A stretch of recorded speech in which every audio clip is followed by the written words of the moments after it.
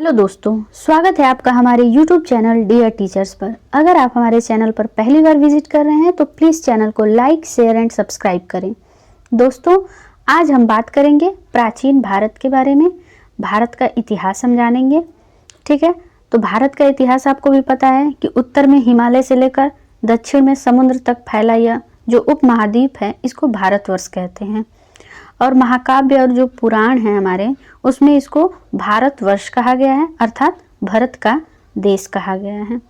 ठीक है, अब ये देखिए कि जो भारतीय इतिहास है, अध्ययन की सुविधा के लिए इसको 3 भागों में बांट दिया गया है, क्योंकि पूरे इतिहास को एक साथ पढ़ना बहुत दिक्कत होता है। तो इसीलिए इसको 3 कैटेगरी में डिवाइड कर दिया गया है: प्राचीन भारत, मध्यकालीन भारत एवं आधुनिक भारत।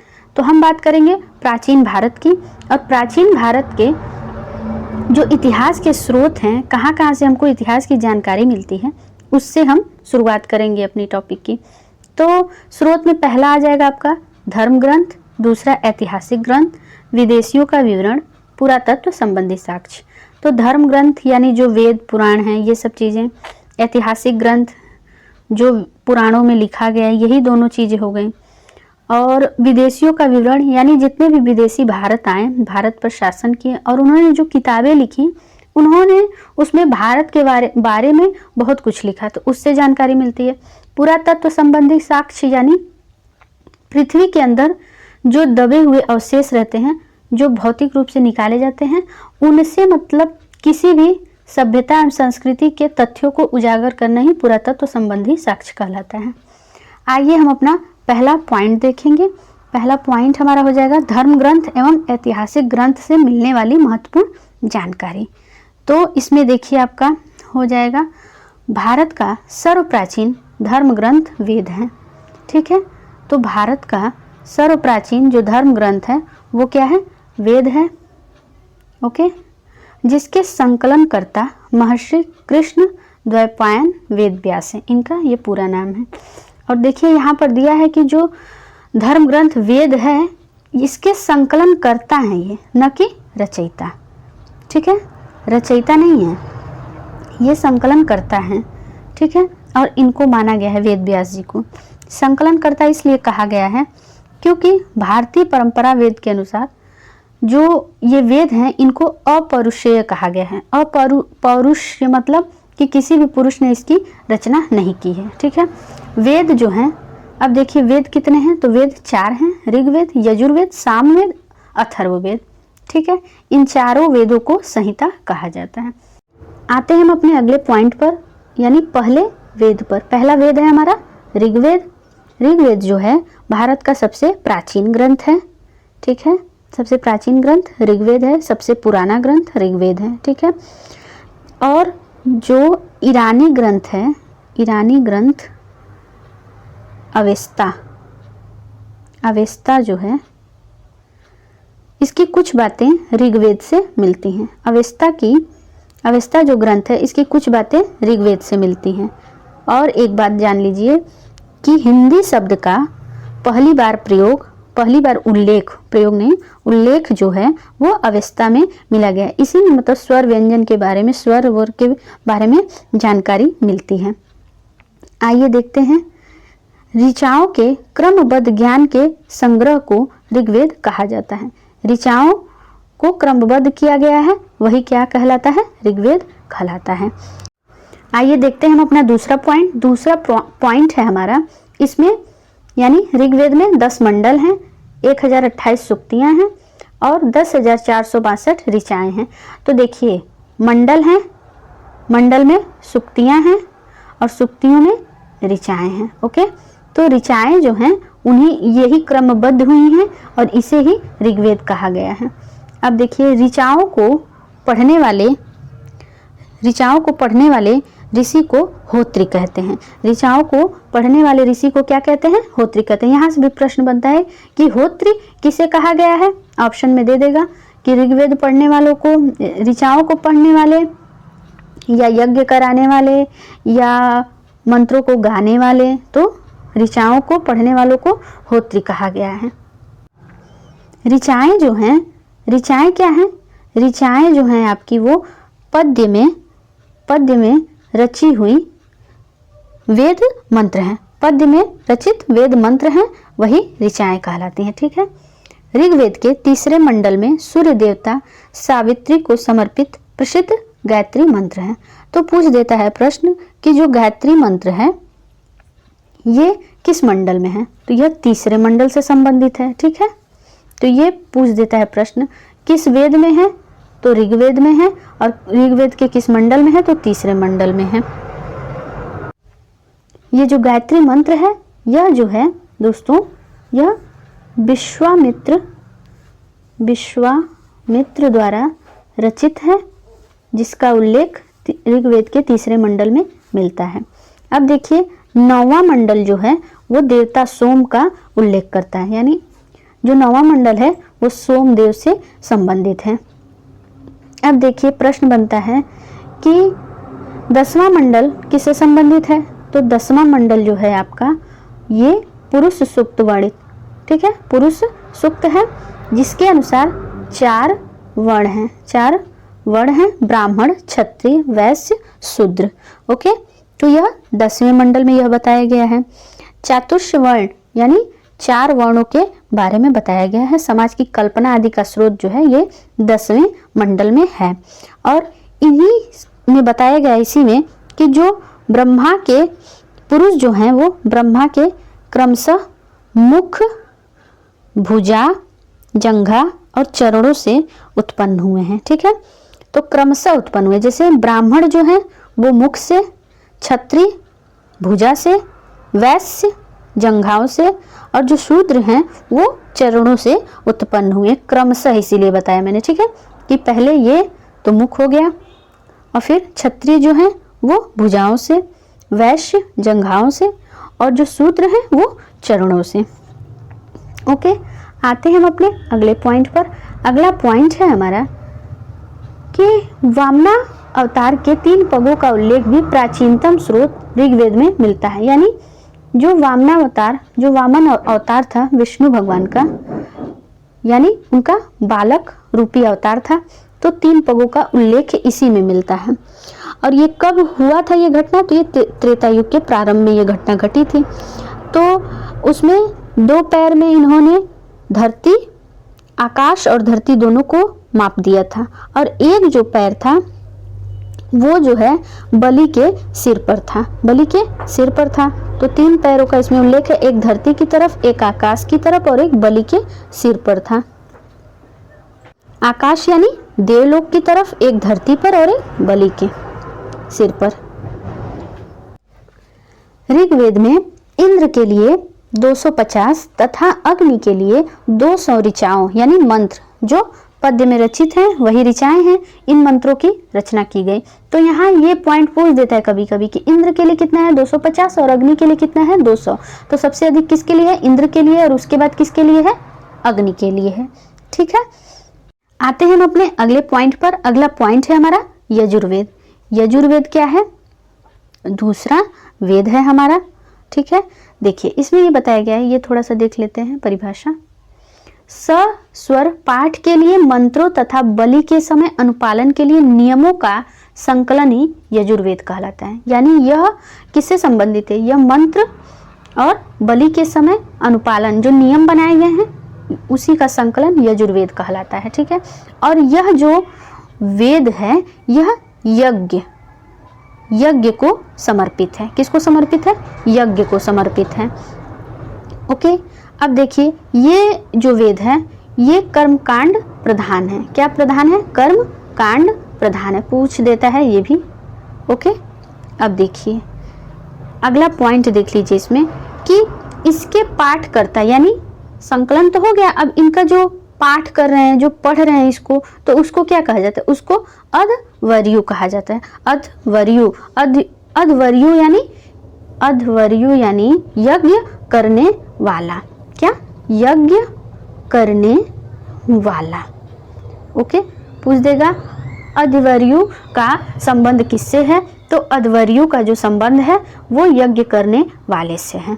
ओके, यजुर्वेद में यज्ञों के नियम देखिए यहाँ पर बताया ना, और विधि विधानों का संकलन मिलता है।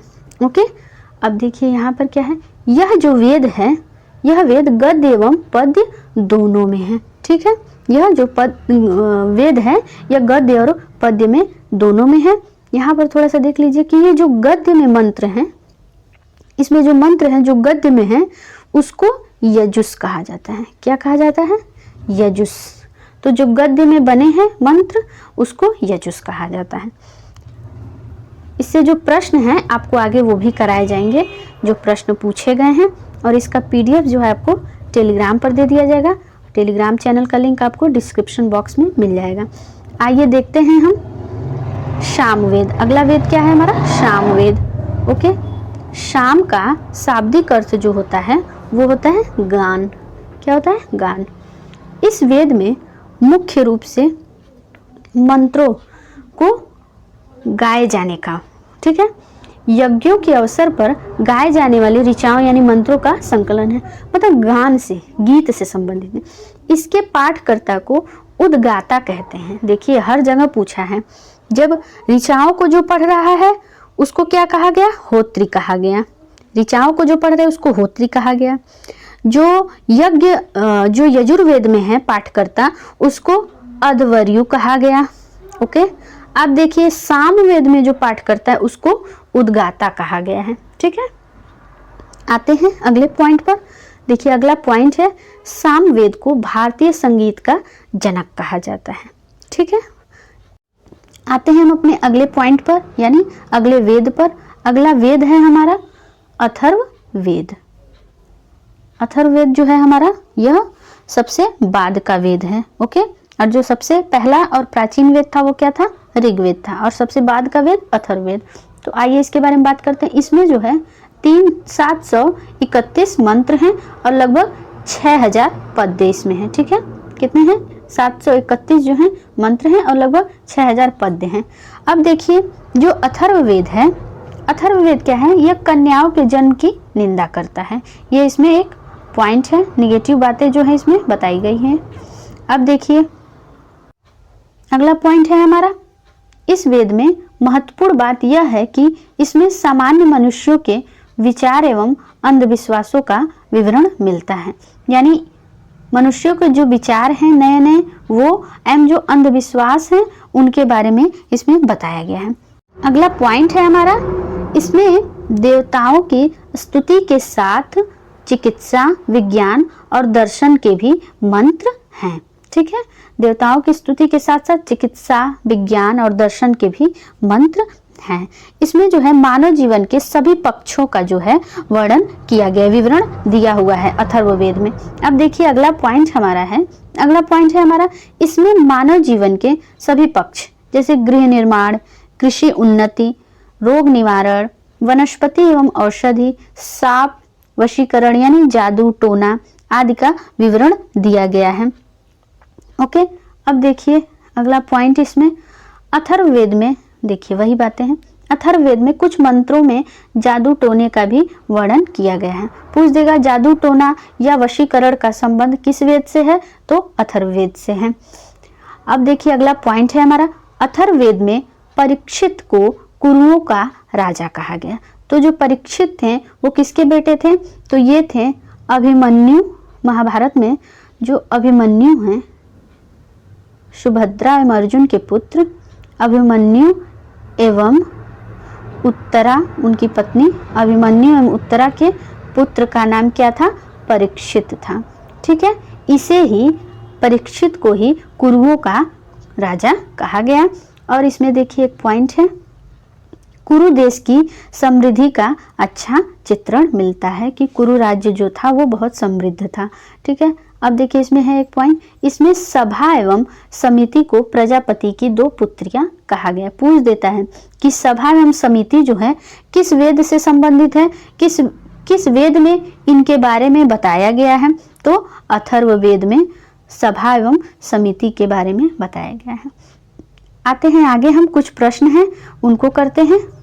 कुछ पूछे गए प्रश्न हैं। सबसे पुराना वेद कौन सा है? देखिए सामवेद, यजुर्वेद, ऋग्वेद या अथर्ववेद। पॉइंट ऊपर नीचे मैंने पढ़ दिया है, कोई बात नहीं। तो सबसे पुराना वेद हमारा कौन सा होगा? ऋग्वेद। सबसे पुराना या प्राचीन वेद जो है हमारा ऋग्वेद है। इसमें 10 मंडल, 1028 सूक्ति और 10,462 जो हैं ऋचाएँ हैं, और जो ऋचाओं को पढ़ते हैं उनको होत्री कहा जाता है। अब देखिए दिया है कि वह ग्रंथ, प्रश्न है, वह ग्रंथ जिसमें वर्ण शब्द का उल्लेख सर्वप्रथम मिला। तो ऋग्वेद, सामवेद, अथर्ववेद, यजुर्वेद। तो हमारा ऑप्शन क्या सही हो जाएगा? हमारा ऑप्शन सही होगा ऋग्वेद। ऋग्वेद में ही 4 वर्ण के बारे में बताया गया ना, ब्राह्मण, क्षत्रिय, वैश्य। ब्राह्मण, क्षत्रिय, वैश्य, शूद्र, इन चारों के बारे में इसी में बताया गया है। चतुष्वर्ण समाज की जो कल्पना है इसी वेद में बताई गई है। अब देखिए अगला प्रश्न है। अगला प्रश्न भी उसी से संबंधित है। वर्ण व्यवस्था से संबंधित पुरुष सूक्त किस मंडल में वर्णित है? तो जो वर्ण व्यवस्था से संबंधित पुरुष सूक्त है ये जो है 10वें मंडल में वर्णित है। 10वें मंडल में बताया गया है कि ब्राह्मण, क्षत्रिय, वैश्य तथा शूद्र हैं, और आदि पुरुष ब्रह्मा के क्रमशः ब्राह्मण जो है मुख से, ब्राह्मण मुख से, और जो क्षत्रिय है, क्षत्रिय की भुजाओं में बहुत ताकत होती है तो वो भुजाओं से, जो वैश्य हैं वो जंघाओं से, और जो शूद्र हैं वो चरणों से उत्पन्न हुए। अब देखते हैं हम अपना अगला प्रश्न। अगला प्रश्न है हमारा, ऋग्वेद में ऋचाओं को पढ़ने वाले ऋषि क्या कहलाते हैं? अध्वर्यु, होत्री, उद्गाता, कवि। तो हमारा प्रश्न का उत्तर क्या होगा सही? होत्री। क्योंकि अध्वर्यु जो हैं वो यज्ञ करवाते हैं, तो यह किससे संबंधित है? यहाँ सही का ट्रिक नहीं रहेगा, सही तो हमारा होत्री है, तो ये हो जाएंगे संबंधित किससे? यजुर्वेद से। और जो उद्गाता हैं, उद्गाता क्या करते हैं? गीतों को गाते हैं, यानी गान से संबंधित, तो ये हो जाएंगे सामवेद से। कवि का कहीं उल्लेख है नहीं। और जो होत्री हो जाएंगे वो हो जाएंगे ऋग्वेद से। तो हमारा प्रश्न सही, उत्तर सही हो जाएगा प्रश्न का होत्री। अगला प्रश्न है हमारा, ऋग्वेद का कौन सा मंडल सोमदेव को समर्पित है? तो अभी पीछे मैंने बताया था कि जो 9वां मंडल है ये सोमदेव को उल्लेख मिलता है, सोमदेव का इसमें उल्लेख मिलता है। ओके। और जो ये 10वां मंडल है, 10वां मंडल में क्या है? 10वां मंडल में वर्ण व्यवस्था जो है, चतुष्वर्ण जो है, इसके बारे में बताया गया है। ओके। अब एक मंडल और देख लेते हैं यहीं पर। तीसरा मंडल जो चर्चित है उसमें जो गायत्री मंत्र, विश्वामित्र द्वारा जो रचित गायत्री मंत्र है उसके बारे में उल्लेख है, तो वो किस में है? तीसरे मंडल में है। अब देखिए अगला प्रश्न है। अगला प्रश्न है हमारा, यज्ञ संबंधी विधि विधानों का उल्लेख किसमें मिलता है? ऋग्वेद, सामवेद, यजुर्वेद, अथर्ववेद। तो जो यज्ञ के नियम और विधि विधान का संकलन है वो किसमें मिलता है? वो मिलता है हमारा यजुर्वेद में। यज का क्या अर्थ है? यज का अर्थ होता है समर्पण। ओके। क्या अर्थ है? समर्पण। इसका शाब्दिक अर्थ है यज का समर्पण, यानी यज्ञ में जो भी चीजें समर्पित कर दी जाए। ओके। यज्ञ संबंधी जितने भी नियम हैं, विधि विधान हैं, मंत्र हैं, उन सब का संकलन ही यजुर्वेद कहलाता है। आते हैं हम अपने अब अगले प्रश्न पर। अगला प्रश्न है हमारा, किस वेद को भारतीय संगीत का जनक कहा जाता है? तो सबको पता है कि जो सामवेद है, साम का अर्थ ही होता है ज्ञान, ज्ञान नहीं सॉरी गान, यानी गीत, गान। तो ये जो है आपका संगीत से संबंधित हो गया, तो हमारा ऑप्शन सही हो जाएगा सामवेद। और जो सामवेद यानी जो गाते हैं उसको क्या कहते हैं? उद्गाता, यानी जो उन मंत्रों को गाते हैं, पढ़ते हैं, उनको उद्गाता कहते हैं। उद्गाता का अर्थ क्या होता है आपको पता है? उच्च स्वर में गाने वाला, उच्च स्वर में गाने वाला, उद्गाता। अब अगला प्रश्न है, किस वेद में जादुई माया व वशीकरण का वर्णन है? तो सबको पता है कि जो हमारा अथर्ववेद है ये जादुई माया और वशीकरण या जादू टोने से संबंधित है। इसमें ये इन सब का वर्णन मिलता है। इसमें ये हो गया। आते हैं हम अपने अगले प्रश्न पर। अगला प्रश्न है हमारा, ऋग्वेद में इंद्र के बाद सर्वाधिक संख्या में मंत्र किससे संबंधित हैं? तो देखिए पीछे अभी हमने बताया कि जो इंद्रदेव थे उनके लिए 250 ऋचाएं और जो अग्निदेव हैं उनके लिए 200 ऋचाएं। ऋचाएं यानी मंत्र जो पद्य में रचित हुई हैं। तो सबसे अधिक देखिए कह रहा है कि इंद्र के बाद, तो सबसे अधिक तो इंद्र का है, लेकिन इंद्र के बाद किसका है? तो इंद्र के बाद है अग्निदेव का। अब आते हैं हम अपने अगले प्रश्न पर। अगला प्रश्न है सर्वाधिक ऋग्वैदिक सूक्त समर्पित है।